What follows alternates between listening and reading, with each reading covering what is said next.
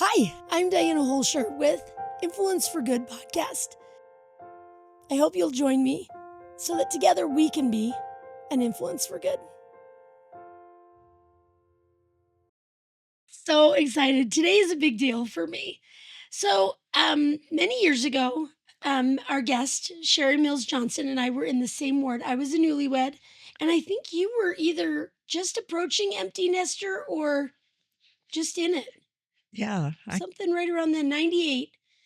And so you were right on the edge if you weren't fully an empty nester at that point. And I'm really excited for you guys to meet this lady. And I want to give you I'm going to give you a bio so then you can understand why I've asked this incredible lady to be on with us today. But also, I'm going to tell you one of the reasons that I sought her out in my life. So I was a full-time missionary at the age of 21 back in the olden days. And I had one of these moments where I realized I did not have, other than my mother, I did not have a single female mentor in my life. And I made a very deliberate effort that I wanted to seek out women mentors. And you were one of the first ones that I found in shows. So say hello. hello, and thank you. I've always admired you. Oh, go on. Well, you wait till you see, ladies and gentlemen, what this sweet lady has accomplished in her life. I sincerely realized in that moment that I had looked up to my district leaders and zone leaders and mission president and bishops and stake presidents and apostles and prophets and Father in heaven and Savior Jesus Christ. And so grateful that I was doing that. But I went through a moment where I felt a little lost in understanding what my dreams and roles should look like. And I realized that I needed to make a more concerted effort. And when I did, I found an overwhelming abundance of incredible, powerful ladies like yourself. But you were one of my first. So she doesn't even realize all the years that I have reflected on her. So let me tell a little bit about you, if I may. Okay. So this is her bio. You're not going to believe this. She was born in Salt Lake City, raised in Centerville and Brigham City, but now she lives in Vineyard. Mm-hmm. She is the mother of how many children? 10. 10 children. And tell them the ratio. 9 girls, and the last was a boy. Now, you are at an age where you socially interacted with the Nelsons, right? No, just Dancel, his President Nelson's first wife. Well, I remember asking you one time about when you found out your 10th one was a boy, who's the first person and you called? And you said? My mom. And the second? Dancel. Because she was the only other woman that would know exactly what this was like. Well, I met her when I was pregnant with my 7th child. My 7th daughter, or well, not pregnant, I just had the 7th daughter. And so I was talking to her about it, and I says, what's the secret of getting a son? And she got the cutest little twinkle in her eye, and she said, time. So when I had Josh, I called my mom and told her, and then I called Dancel and said, Dancel, it worked. It worked. I love this. What a darling story.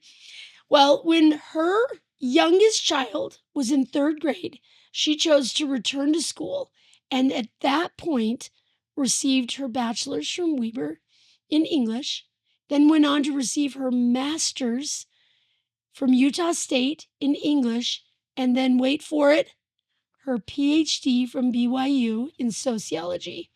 Then spent the next 15 years teaching in the ancient scripture department at BYU. Okay, so this is the way I often describe you when I'm telling about you to other people in my life. This is scary. Oh, this is so scary. I sincerely feel like somehow you found a wormhole. I don't understand how you figured out how to accomplish 10 children and a PhD and be a college professor. It's a little, you're a lot. You have set a path that is a little awe-inspiring for the rest of us. Oh, it was fun. I love learning. I love studying. So it just was natural. Well, after the youngest one had gone to school and you were like, had you done any school before you had children? Just 1 year. 1 year. So when you were starting that stage of life, going back into academia. How would you describe that? It was exciting. It's something I'd always wanted to do and had put off to have a family, and to finally do it was exciting. You, I love about this is that I feel like in today's world, people put a lot of pressure on women to accomplish everything in their 20s. They have to have gotten all their education. They need to have worked in their professional career. They need to have had all their children. And I love that you allowed yourself to have multiple acts in your life, kind of first act, second act, third act. When I was teaching, a lot of the young women would come in and talk to me about pursuing master's Yeah. degrees and such. And what I found in my education is that as you finish your bachelor's or finish your master's, doors open for you. Oh, wow. And if y- I had a lot of friends that went through the schooling, got their masters, but then they wanted to have a family, so they stopped, didn't get a career. Instead, they had family, which is good. But then 20 years later, when the family's raised, they wanted to go into the career, and it was too late. It was Nobody wanted to obsolete. hire them. Yes. Yes. And so, uh, a lot of my students, as they talk to me, one said to me once, when I going through school, I've wanted to be a veterinarian, and I just love animals, and I wanted to be a vet, but I figured that to do that, to be a have it as a career in the church and be a good member of the church, I needed to never marry. And she says, so I haven't dated, I haven't anything. She says, having you as a professor has made me realize that I should do both, but it's just the order I do it. The order. Oh, I feel like that is such a big deal. And for people to see that it can all be done, but that it does take a lifetime. And I think it's different for every woman. Oh, for sure. Some it might be right to just go through and jump into a career, and then they can handle family at the same time. But this path was the right one for me. Oh, it's so profound. I love seeing this.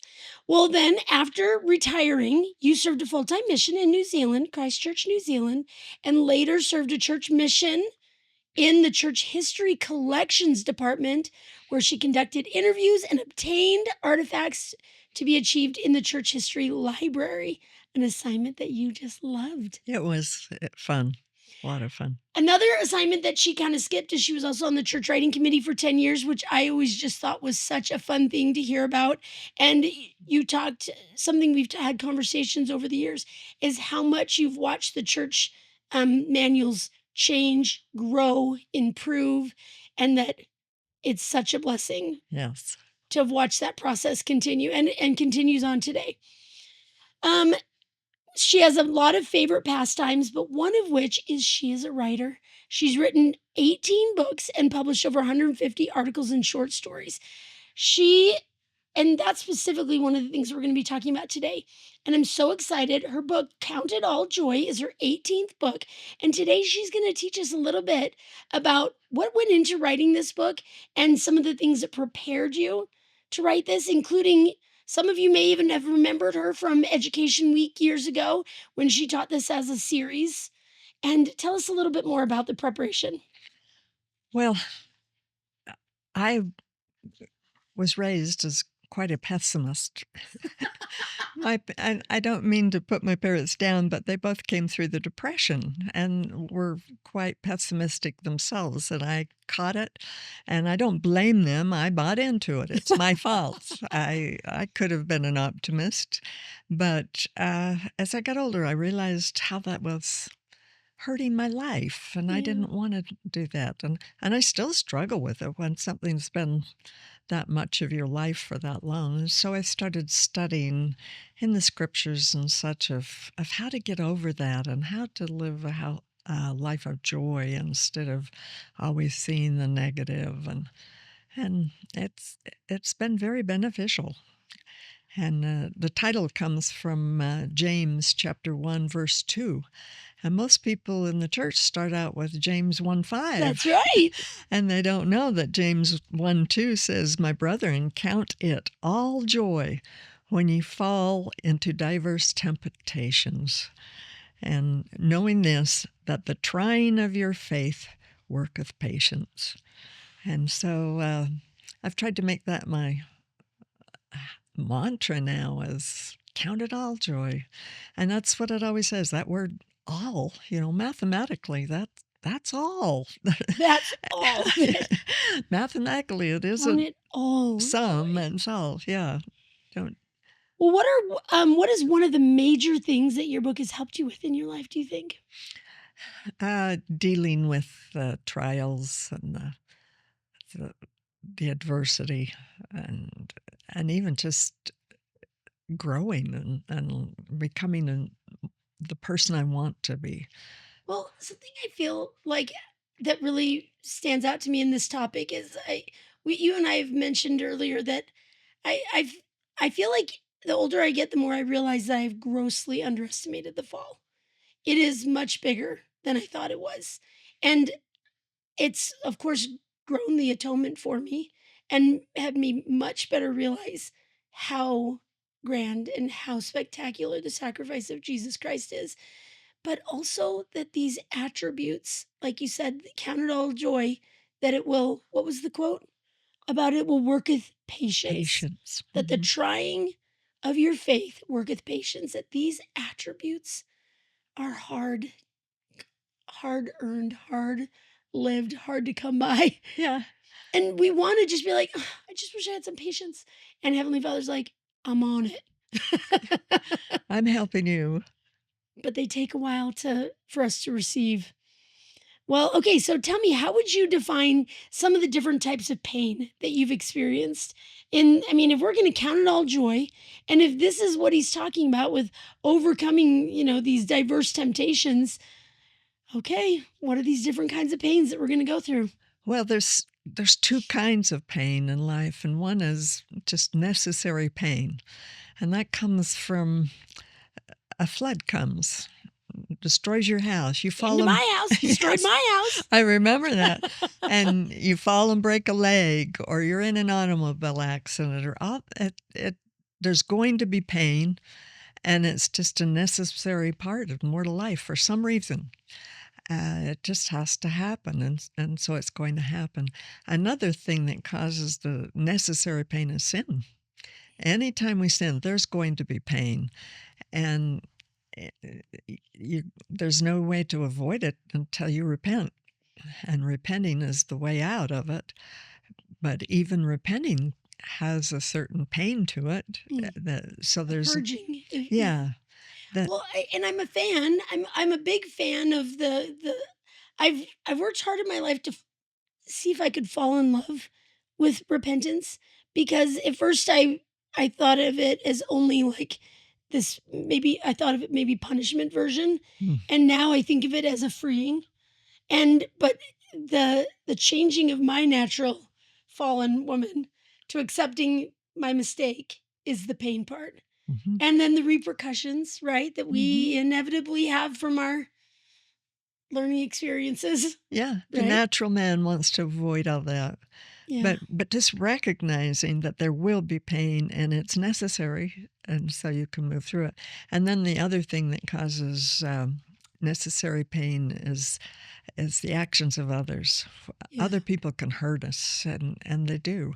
When I was little, my mother used to say to me, "Sticks and stones will break your bones, but names will never hurt you." Mm. That's not true. No, it hurts. It hurts, and you've got to learn to deal with that. And when you recognize that there is this necessary pain, uh, with me, it just helped me accept it and recognize instead of fighting against it, which is unnecessary pain, fighting against it and saying things like this shouldn't have happened to me, this isn't fair, Well, and or oh feeling victimizing that Father is somehow out for us, yes, that God's out to get us. And I love that's remembering pain. that's pain. This is mortality. This is what we came here to feel and to experience, so that these attributes could be developed. But that's unnecessary pain, that kind of fighting against the Yes. necessary. And so when you realize there's a difference and if it's unnecessary pain, you can do something about it. Necessary pain, you just have to learn to deal with it Endure, yeah. and move through it. But unnecessary pain is unnecessary. You It's don't need to. unnecessary. And you just drop it, just stop. And so the unnecessary pain is, some of it is caused by that and the sin. If you just don't sin, you don't have the unnecessary pain. Yeah, And if we could just not sin. uh-huh. And why is it that it's this vicious cycle that why do we sin? It's because we don't have the attributes yet. And why do we, and then when we learn from our mistakes and we learn from these experiences, we can find the joy. We Yep. can find the joy in the gratitude that comes through these Yeah. attributes. And the biggest thing, and I think the most detrimental of unnecessary pain, is denying Jesus Christ. And when we hear that, we usually think, oh, that means I'm an atheist, or I say I don't think Yeah, what do you Jesus mean by really it? was a cry. It's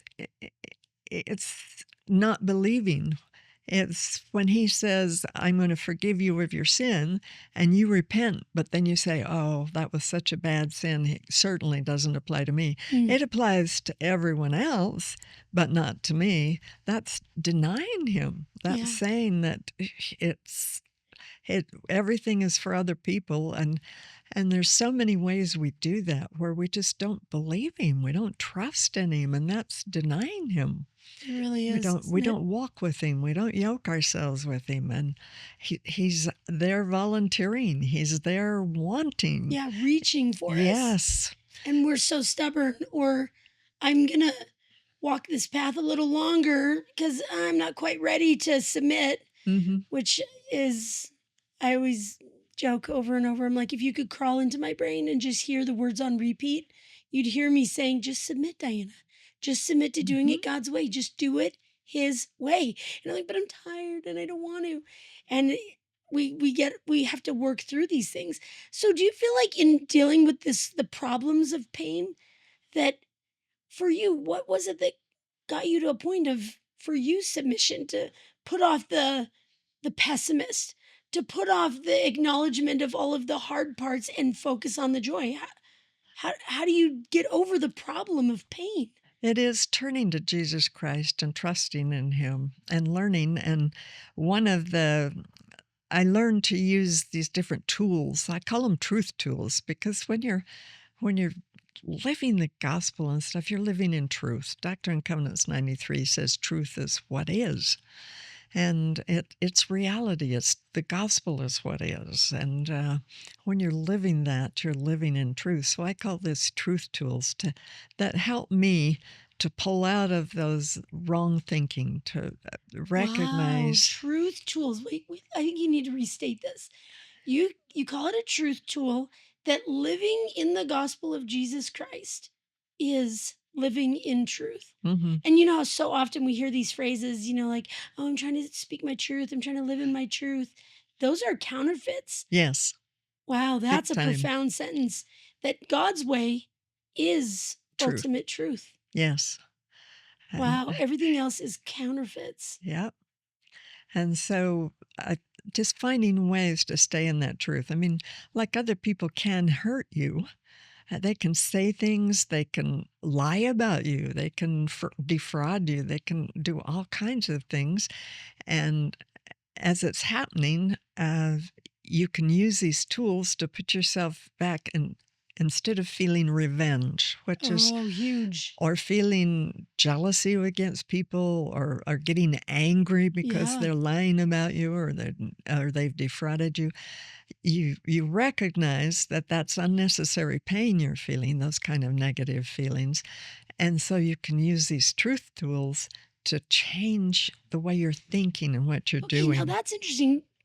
It feels, so you're saying that that pain is the unnecessary pain, because what would you how would you define that as unnecessary pain? Because it feels kind of like a little bit of a natural law, isn't it, that It somebody is. else's choice and agency has put that pain on your life, And it can cause you, there's a but you can opt out of sorrow it? or a grief there, but you can opt out of the anger and the seeking retribution, the things that will make it worse for you, By and choosing. by choosing Christ's way to forgive and to step back and to say, I'll let him take care of it. Well, I I need to hear know he more about will. these truth tools, because oftentimes I'll be in a moment like that where I can recognize there's a choice here.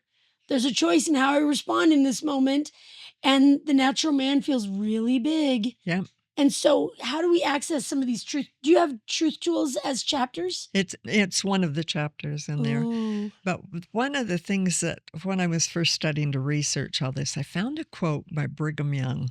okay. It was really neat, and I'm paraphrasing it, but he said that when these negative feelings overtake us, which is the natural man, we're all going to feel them, and the task of life is to learn how to deal with them. And so what he says is that what you do is you try to go from the negative feeling. Too many times we're thinking, "Oh, this is wrong. I shouldn't be feeling this. I should be over here in this happy, positive feeling." Yeah. But Brigham Young says, "No, just concentrate on going into neutral, Oh, and then from neutral, you can you can get the spirit back with you, and then the spirit will help you go the rest of the way." wow. And it's like when I was learning to drive a car. I'm old, and I learned to drive with a stick shift. Yeah. And when you're driving down the street in third gear or fourth gear or something, you can't go to reverse.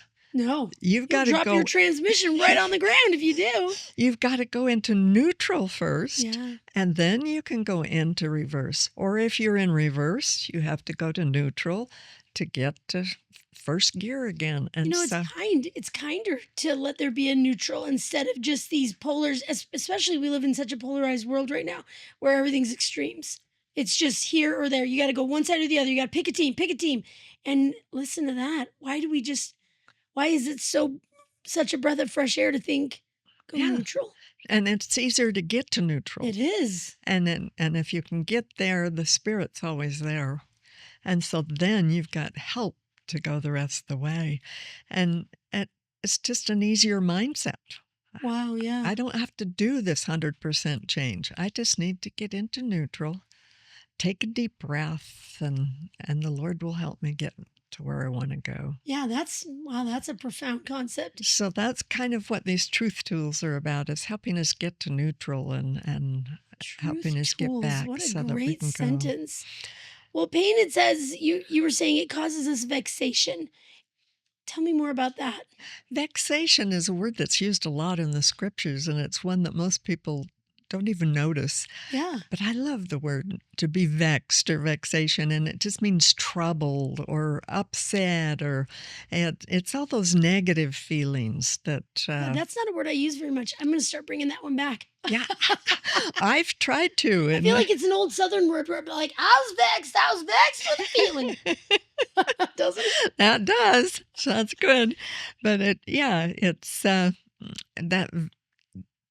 it's getting rid of that vexation. That when you're in the vexation, you're over in all this negative territory. And the thing about that is it always multiplies. You start feeling fear or anything, and it makes more fear. It makes more anger. It all multiplies over there mathematically. So if you can go into that neutral and then go into the other and get rid of the vexation. Well, let's play a game with this word vexation for a second. What word do you think today would be maybe a common word for how we use the word? Would you say the word I'm thinking that's most common when I hear the word vexation would maybe be anxiety? I'd put it with anxiety and stress. It's Yeah. kind of a I'm stressed out. combination of the words we use now. So that's But cool. it's When we even a find that in little the bit, scriptures, then we know, oh, that's a good way to connect to what I'm feeling right now. Go yeah. ahead. And it's even a little more because it includes more of the very negative, the hate, the anger, the vexing does it. It's kind of a combination of all of those, anxiety, the stress, all of those things are vexing us. They're troubling us. Will you speak more about how it multiplies? It just, positive invites more positive, negative invites more negative. And so when you start looking at someone and seeing all their negative qualities, you're going to see more. And you're going to see those qualities in other people. Your mind just fixates then on that negative, and it kind of clouds out the positive. Yeah. You get a little bit angry, a little bit stressed, a little bit anxious, and it creates more. It does. It multiplies. It Yeah. really does. And so what you need to do is then move into that neutral to so that you can go into the positive. Can I ask you a question? So I feel like in society today we hear a lot of, negative drama about, getting older, that we're trying to keep our youth or maintain our looks or whatever it is. And I just hit 50 this year and I am loving it. I feel like this is why I'm loving it. I mean, sure. I mean, I had more energy or I didn't have as many aches and pains or what. It wasn't wearing glasses or some of these things, but I can't get over the beauty of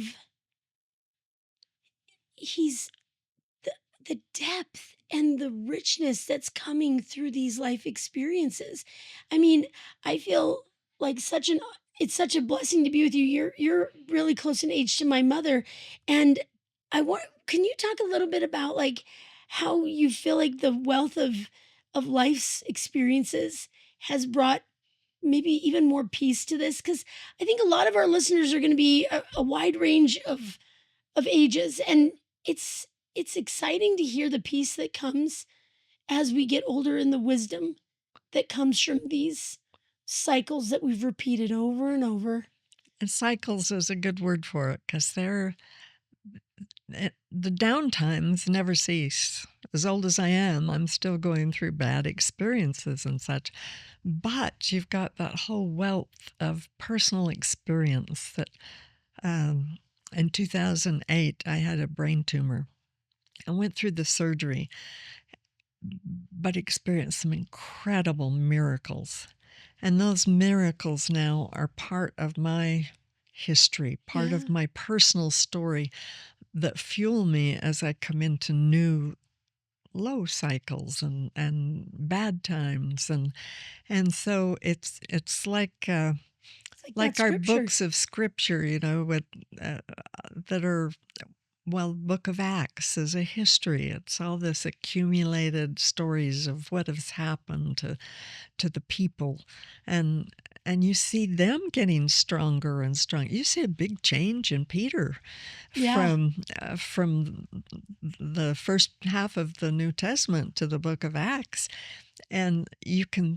If you've tried to stay close to the Savior and are doing what you're supposed to do, you'll see that same change in yourself, and it becomes very comforting, even though, like, I wake up every morning and say, "Oh, I wonder what's gonna hurt today." So Physically what or emotionally? Which pain? Necessary pain or unnecessary pain? Yeah, I'm thinking physical now, but there is the other, but it is,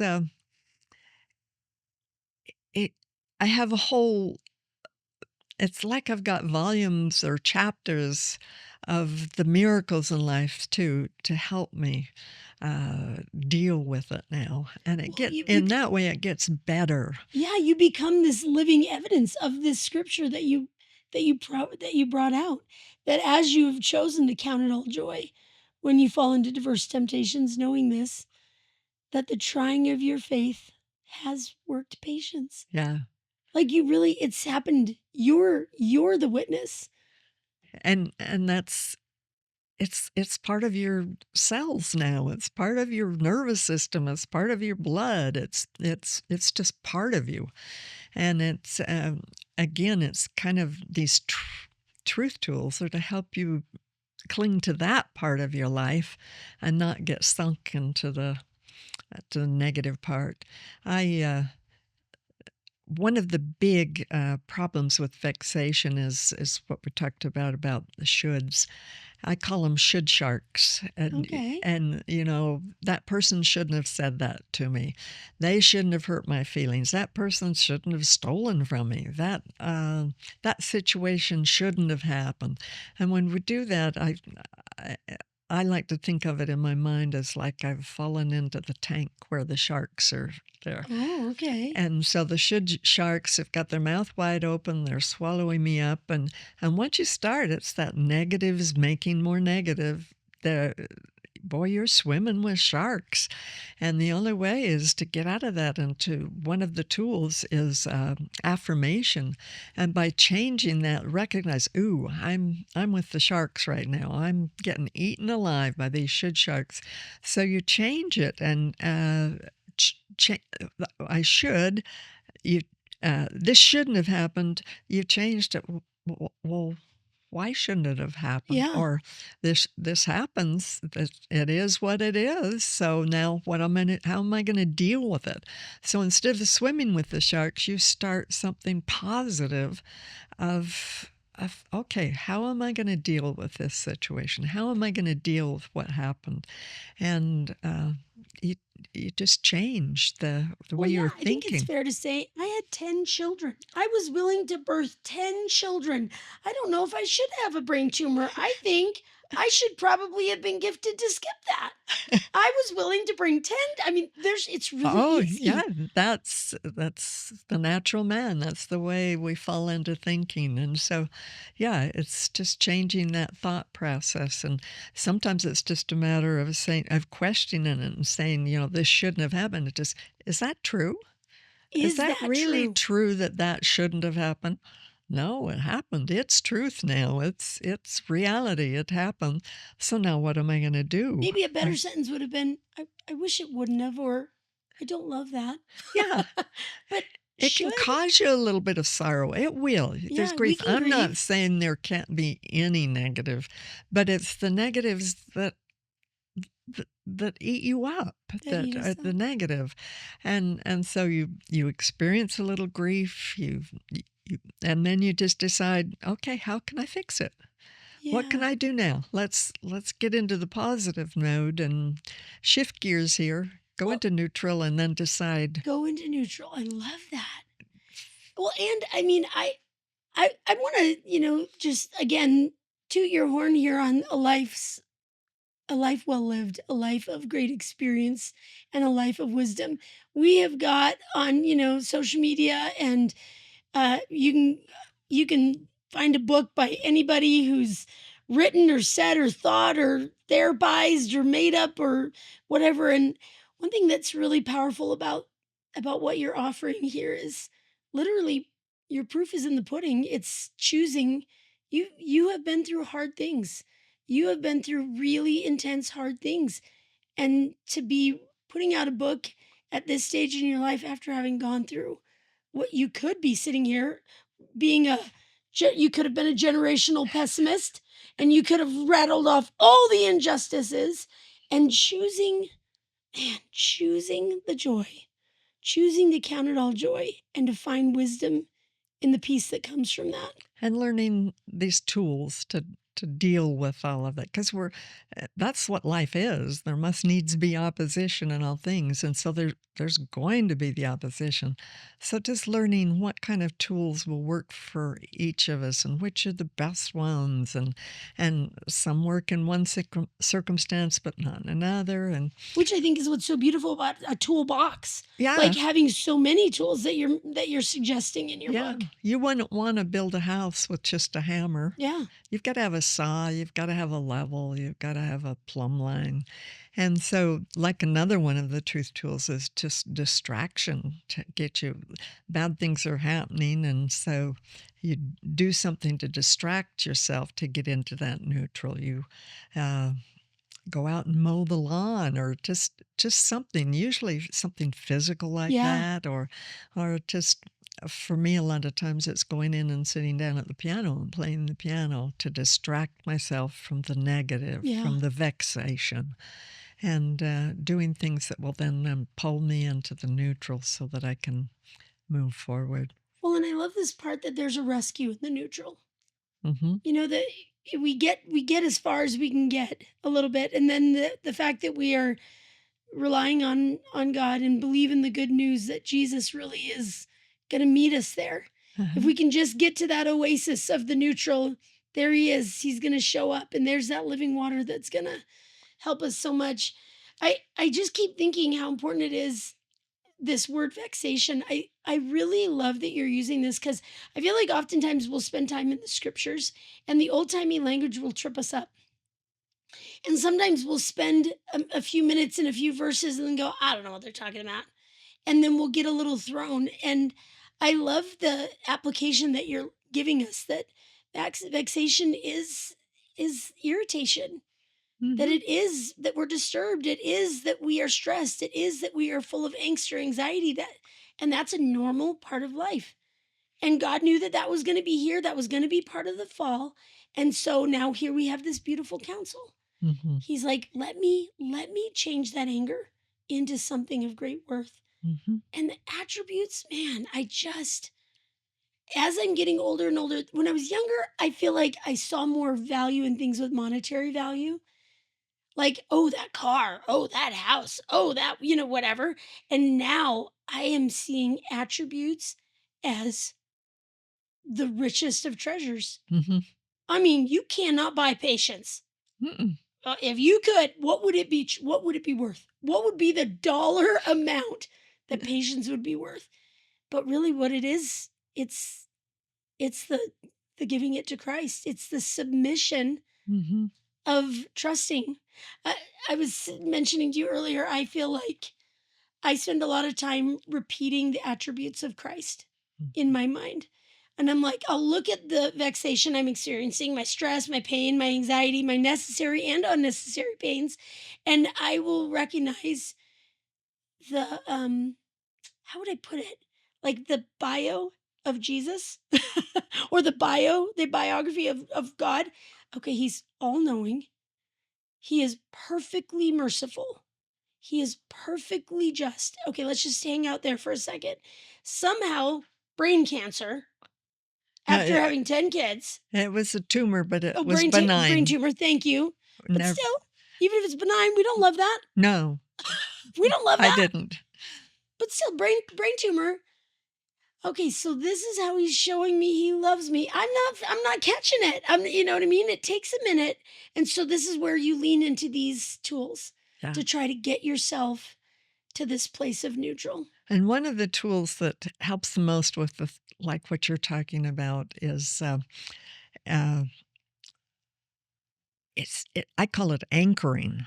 Okay. And what it is you just stop and concentrate on what's happening right now. And when I teach this publicly, I have the audience do it. The students do Okay, this. teach me how to do it. Okay. Anchor me. Okay, you can close your eyes or keep them open, whatever Okay, I'm works for closing my you. eyes. And you just concentrate now on what your five senses are experiencing in this moment. You anchor yourself to this moment. You concentrate on what your hands are feeling. Concentrate on what you're hearing, the sounds. Concentrate on what you're smelling. Concentrate on, if you have your eyes open, even what you're seeing. If you're not, just concentrate on the darkness of your closed eyes. But you just anchor yourself to everything that is right now. Yeah, it just pulls you out of the what ifs and the shoulds, doesn't it? Well, yes. And what are you feeling right now? Yeah, it's almost impossible to What not comes to you? identify that stillness. The stillness.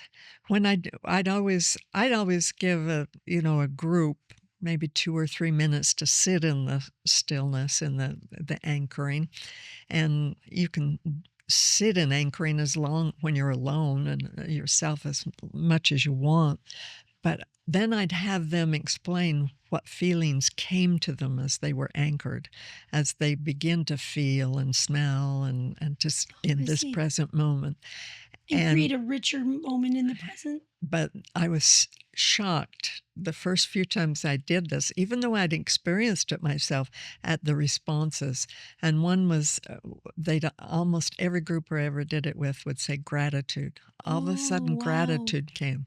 The second one was hope. People felt hope as they were anchoring. And another one that they would always feel is peace. Yeah, that's what mine was. Stillness. I said Yeah. stillness, peace. Another, They're all fruits of the Spirit. Listen to this. yeah, and another one was joy. It's straight up Galatians 5. But the next one would always come up and it always surprised me is love. They always felt love. And what came to me as I would do this with group and do it myself is that the Spirit is always in the present moment. The past is gone, and I can't do a thing about it. No, I sure can't. The Savior can, but I can't. And I don't have any control over the future. I can wish, I can hope, I can plan, but I don't. But the Spirit is right here now. And every time you anchor, you come into contact with the Spirit. Wow. The Spirit is always in the present moment, always, always. And so if you're not feeling the Spirit, you can anchor. And it's going into that neutral. It's anchoring into everything that's good. You get into that neutral, and that's how he rescues. That's how he meets us. And then I can feel the Spirit as you when you started to testify that the Spirit will always, always be there. The Spirit just witnessed to me that that's exactly right. Oh yeah. And and that's the point. Then, if you stay with that Spirit as you've brought it into your being, your senses, if you'll keep that feeling, then He'll take you the rest of the way. And then sometimes you might have to re-anchor because the vexation starts coming back, the angst and the stress and and then you're like, no, back to center. Yeah. It's always this process, like you talked about, a cycle. It's an up and down. It's a roller coaster. But that's, for some reason, what life's meant to be. And we just need to learn to work with it. And that's what these tools are all about. Well, and sometimes I think that as Christians, we find these ways to create these habits in our lives, to find these anchoring moments, right? We do these personal prayer, family prayer, our mealtime prayers. We've, attending church, listening to worship music, or attending the temple, or, finding these moments of meditation and quiet. But really, maybe a more all-encompassing word is the neutral. Yeah. And we're trying to go there. We are literally trying to go to these places to find this anchoring moment so he can come in and rescue us. Wow. One of the funnest of the anchoring the truth tools is humor. And my dad was many, many years ago, of course, but he was mayor of Centerville, Utah. Okay. And he was, at the time, Main Street didn't have curb and gutter or sidewalks or anything.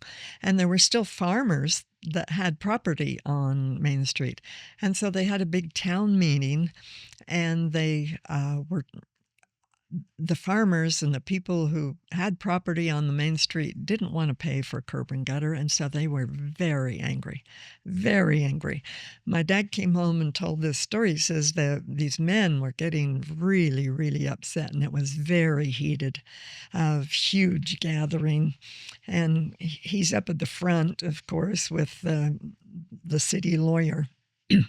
And they're together, and one man finally got so mad at Dad, he stood up and just yelled, "Mayor Mills, you can go to hell." And the lawyer sitting right next to my dad, his name was Dean Staley, he, without missing a beat, piped up and said, "Mayor, I've searched the books, and you don't need to go if you don't want to." The whole room broke out in laughter, and it changed this moment of anger and tension. It did. And Dad said the rest of the meeting we were able to discuss. There was still dissent, but it wasn't as heated, and we could make progress because we had moved into that.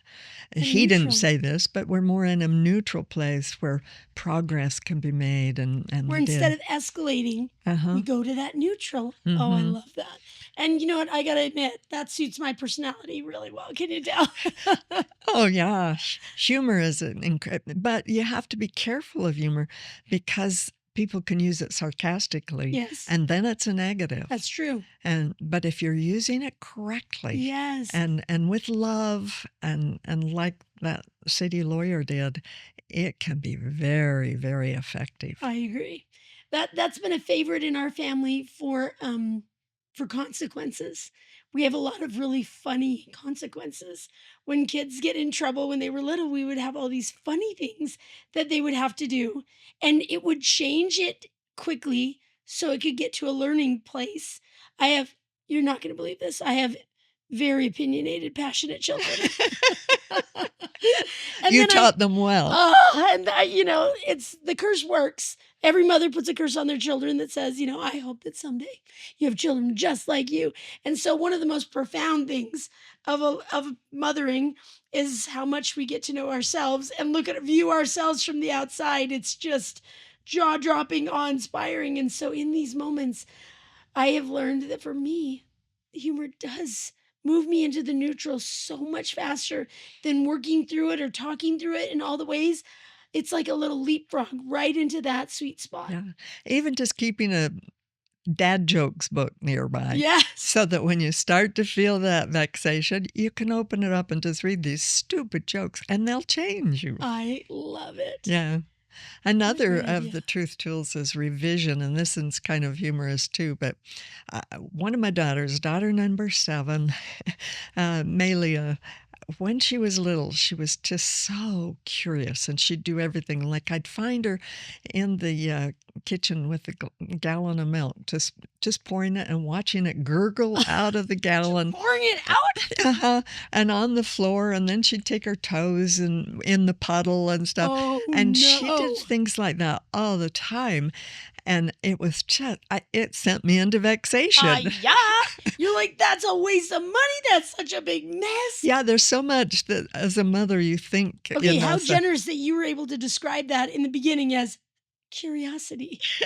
well, it is. Well, I think a lot of moms would have called her a mischievous child or a troublemaker, and you called it curiosity. She just was so curious about life and wanted to do things. Well, one of the things I realized is that whenever I came upon her and caught her at these things, Uh-huh. I'd say, Malia, what shall I do? What am I going to do with you? Yes. Malia, what am I going to do with you? And so, in thinking through the problem later, when in calm mood of how I could help her, what we Yeah. could do, I decided that I'd teach her to answer that question by Oh, saying, just love me.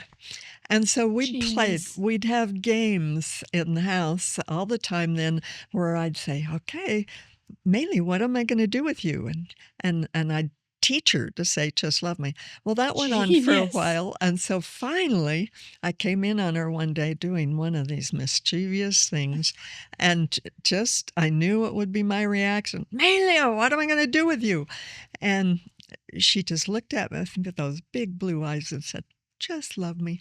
What else can I do? Okay, that needs to be the cover of a book right there. Parenting book, just love me. Honestly, that's genius. It worked. It sent me back to the neutral Yes. so that I could then deal with the situation in a positive way Wow. of just saying things Everybody like, that okay, has a child in their life, let's write it down. Let's write this down. Let's teach all of our children to say it. Is that not the cutest thing when they are in their naughtiest moments or most curious moments? To have a little kid look up at you and say that, well, and I think too, you need to and you to taught see, her to say it. I love that you taught her to say it. She was like, you were triggered and you said, I'm going to need help. yeah, And she would help you right back. yeah. And I think as mothers, we can figure out look at ourselves first. What do I do when all of a sudden I'm faced with that kind of situation? And then use it somehow, like I did, Yes. so that you can turn it into a positive. I So, love that one. That's a great one. I bet that one's been repeatable by all your children or many of them. well, it mainly worked with her, but yeah, Yeah, but those funny things that we carry on. Just the other day, my youngest and I were playing with some adorable little nieces and nephews that were just so cute and so fun. And I listened to my 15-year-old use all of the same words speaking to those children that I had used to him. And I just thought, wow. I mean, we sometimes we bring the wonderful things, just love me, and sometimes we bring some of our less perfect ones. So that's why I'm saying, hey, this one's tried and true. Let's write this one down. Yeah, we all have them. Oh, so generous. What They're else? fun. And another one is of the truth tools is music. Like I say, sometimes I go in and play myself Yeah. or turning on good music. Yeah. Some of my favorite is the Southern gospel music. Let it That preach, girl. com I hear that. Yeah, I love it, Because they and can just scream, sing some worship that just lets it all out. And it yeah, just brings me right there. yeah, I don't have this beautiful reverence about me, obviously. And so finding some people that have some real depth and soul and grit in their music, I'm like, there's a release that comes, isn't yeah, there? yeah. One of my favorites is the Gaither Vocal Band. They're wonderful. They sing gospel music, but they So much do all soul. kinds. They say some quiet, reverent, but they also do some real jovial I love it. and call and response type things, and yeah. So just finding your favorite, what brings you into neutral.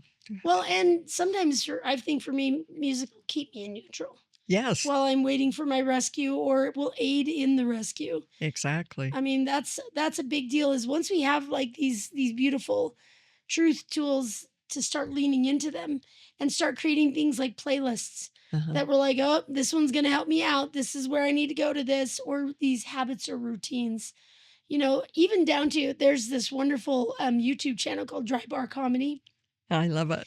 I do love it too. Uh-huh. And I will just get on there and I'm like, okay, this has been a heavy day. I need to let it out. I need to laugh a little bit. I need to just find, I guess it is now I understand better. It's that anchoring back to neutral.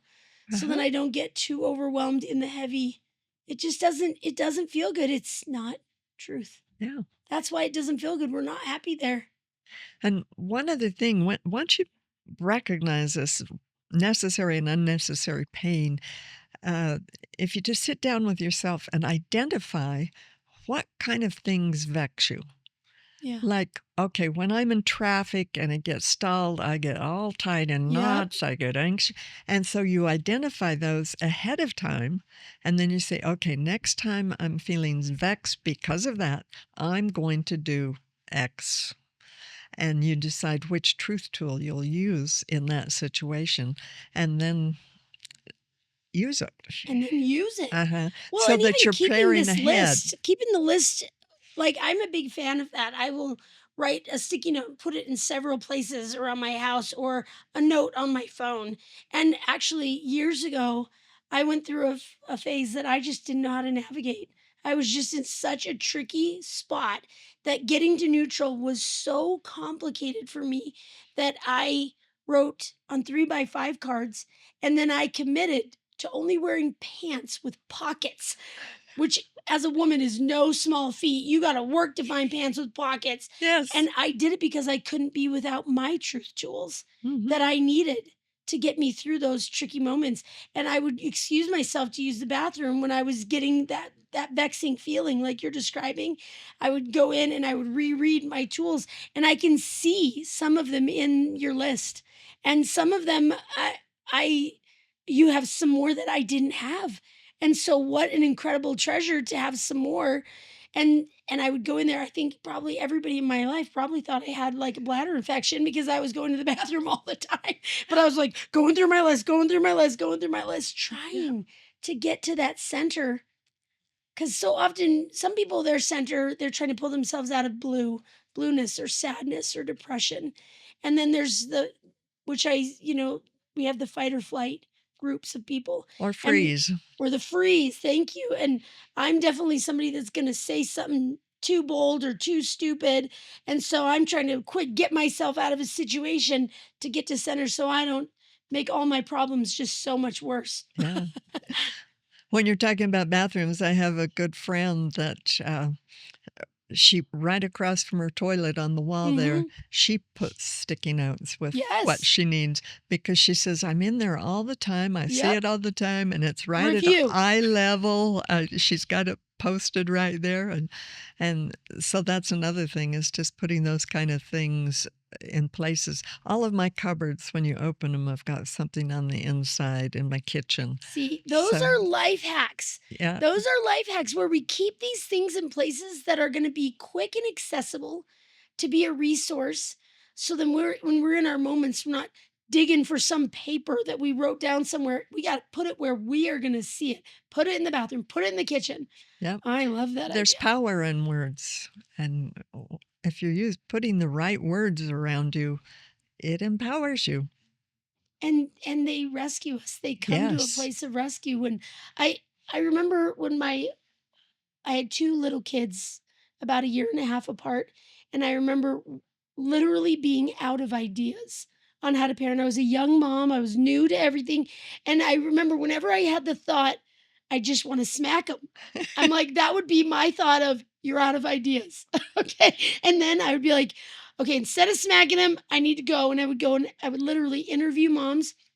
And do you remember Paula Bergeson that used to live in our Yes, congregation? wonderful woman. And she had a big tribe of kids too. She had maybe 8? I think she had ended up with 12. Oh, she did? I'm not sure, but I Oh think my, it what a was. saint. And I one day came over and I was pushing my baby in a stroller and I'd been up all night because she wouldn't go to sleep and I'd attempted cry it out. And I went over to this lady and bless her heart, I knocked on her door and she goes, "How is it going?" And I go, "It's not going good." It's not going good. And she's like, "It's so hard." And she had 8 kids running around her house and just somehow in a place of peace. And I had one one kid and I was pushing her in this stroller around and around our cul-de-sac and she said, "Well, I know it's hard, but you can do it." And then I looked at her with tears in my eyes and I said, I don't know what to do." And she immediately welcomed me in and just said, "Okay, come here." And she gave me a list. And this is this beautiful thing about mothers of and friends with wisdom and with knowledge Mhm. and experience. I mean, for those of you that are listening, I mean, this is such a gift to have this kind of knowledge available for us to listen to these life lessons. I mean, I think that so often we love to hear the stories of, this somebody's 100 years old and what's your secret to longevity? And I'm like, wow, to talk to somebody with your wealth of experiences to be able to say, these are my tools to finding joy.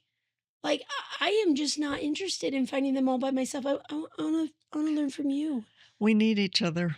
We need each other. We need this community. We need these mentors. Yes. And another thing I love and really appreciate about church congregations and community is that so often our social communities end up being that we match up age wise, or our children are the same age, or they're in the same sports or something like this. And one thing that is so rich about a church community is this this gap, this wide range of knowledge and experiences. My father-in-law always teases me about. He's like, let me guess, because he would ask me a question about something, and I would say, "Oh, I." And right when I'd be about to say it, he'd go, "Let me guess, you've got a friend."